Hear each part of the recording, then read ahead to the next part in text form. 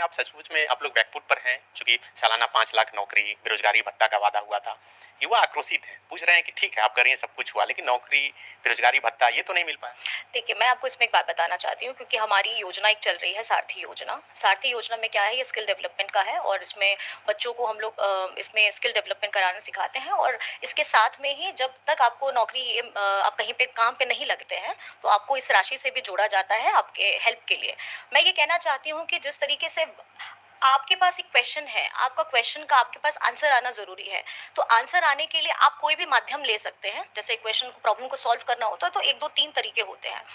आज हम अपने लोगों को, अपने भाइयों को, अपने युवा साथियों को जोड़ने का इसी में काम कर रहे हैं कि हमारी सारथी योजना के तहत में हम अपने युवाओं को, युवतियों को इससे जोड़ रहे हैं स्किल डेवलपमेंट में।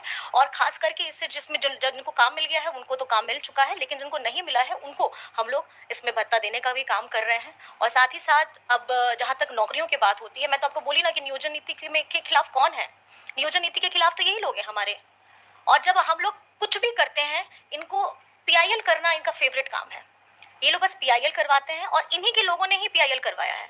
आज झारखंड को अगर अपने मुद्दों से दूर करने का अगर किसी ने काम किया है ना, तो भाजपा ने किया है। लेकिन ये लोग तो बोल रहे हैं कि पेपर लीक भी हो जा रहा है, हर एक परीक्षा अभी एसएससी, सीजीएल इतना बड़ा मुद्दा बना है। आप ये सोचिए कि उस एग्जाम के तहत में बहुत बातें भी हुई थी कि इंटरनेट, हमारे प्रयास को आप देखिए। और एग्जाम लीक हो जाना, एग्जाम्स तो पहले होते भी नहीं थे। इनकी सरकार में इन्होंने कितने एग्जाम्स निकाले हैं।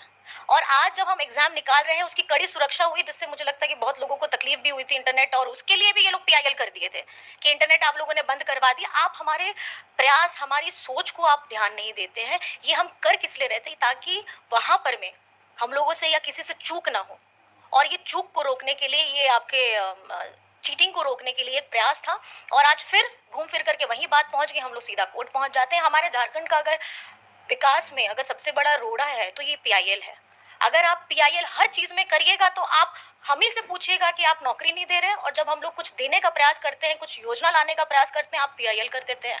तो मतलब आप ही सबसे बड़ा अवरोधक बन गए हैं और हमारी झारखंड की जनता के साथ ये खिलवाड़ हो रहा है। अगर नौकरियां नहीं मिल रही हैं तो मुझे लगता है युवाओं को इस बारे में भी ध्यान देना चाहिए कि आप लोग अगर दिग्भ्रमित हो रहे हैं और अगर आप लोगों को ये किया जा रहा है, तो आपको समझना होगा कि आपका भविष्य खतरे में। और हम चाह रहे हैं, ये झारखंडी सरकार, ये आपकी अपनी सरकार, ये चाह रही है कि आप लोगों को हम मजबूती प्रदान करें, आप लोगों का भविष्य उज्जवल हो। यही हमारे झारखंड सरकार के प्रयास है। फिर से रिपीट होंगे तो इस पर ज़्यादा फोकस होगा। बहुत ज़्यादा फोकस होगा, क्योंकि देखिए हमको 5 साल में अगर आप देखा जाए तो 3 ही साल काफ़ी मिला, उसमें से 5 महीने भी घटा दीजिए तो हेमंत सोरेन जी नहीं थे, तो 2.5 साल आप मान लीजिए। 2.5 साल में हम लोगों ने ये काम किया है। और मैं आदरणीय हेमंत सोरेन जी का और उनकी सोच का और उनके हिम्मत का और उनके संघर्षशील व्यक्तित्व का मैं बहुत आभार करना चाहती हूँ, क्योंकि वो डरे नहीं, वे झुके नहीं, लेकिन वो निरंतर प्रयासरत है समग्र विकास के लिए। और झारखंड के समग्र विकास के लिए झारखंड की जनता फिर से एक ही नारा,